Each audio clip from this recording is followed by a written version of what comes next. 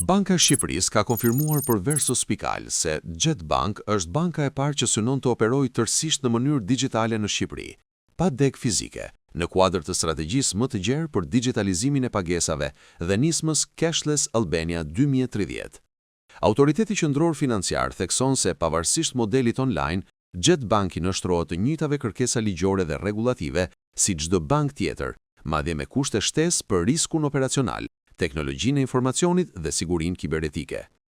Në përgjigje zyrtare, Banka e Shqipërisë sqaron se Jet Bank zotrohet 100% nga shoqëria Jet Holdings BV në Holand dhe se përfituesi kryesor është investitori izraelito-britanik Idan Avishai, i cili prezantohet si me eksperiencë shumë vjeçare në financë, teknologji dhe fintech. Banka e propozuar Jet Bank do të zotrohet 100% nga shoqëria Jet Holdings BV, e regjistruar në Holand, e cila zotrohet nga një grup investitorësh ndërkombëtar me mjaft përvojë në teknologji dhe fintech, ku kryesor është zoti Idan Avishai, një investitor izraelito-britanik me një eksperiencë shumë vjeçare në financë, thuaj në përgjigje të Bankës së Shqipërisë për Versus Pikal.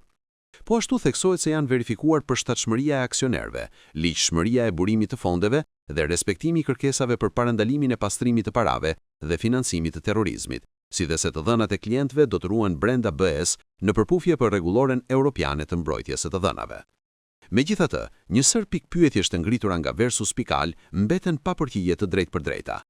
Institucioni nuk jep një shifër të saktë për kapitalin e investuar deri tani, nuk shpjegon detajisht burimin konkret të kapitalit, përtej formulimit të përgjithshëm, burime të ligjshme, dhe nuk zbardh strukturën e plot të 6 shoqërive aksionare pas Jet Holdings, të cilat sipas raportimeve janë krijuar së fundmi dhe pa histori të gjatë aktiviteti. Po kështu, nuk ka një adresim specifik për dyshimet mbi transparencën e aksionarëve, kufizimin e informacionit publik për drejtuesit apo për mundësinë e ndikimeve politike dhe lobimit në procesin e licencimit, çka ishin pyetje të drejtpërdrejta të adresuara nga Versus Pikal. Banka e Shqipërisë thekson se Jet Bank ka vetëm miratim paraprag dhe nuk është ende operative. Brenda 12 muajsh, banka duhet të depozitojë kapital minimal prej të paktën 1 miliard lekësh, të plotësojë të gjitha kërkesat teknike, rregullatore dhe të qeverisjes së brendshme, e vetëm më pas Këshilli Mbikëqyrës do të vendosë për licencën përfundimtare. Megjithatë, mbetet pa një përgjigje konkrete pyetja nëse do të ketë raporte periodike të veçanta publike për performancën dhe përputhshmërinë e Jet Bank, si dhe pse në këtë rast informacioni publik për aksionarët dhe drejtuesit është më i kufizuar se zakonisht.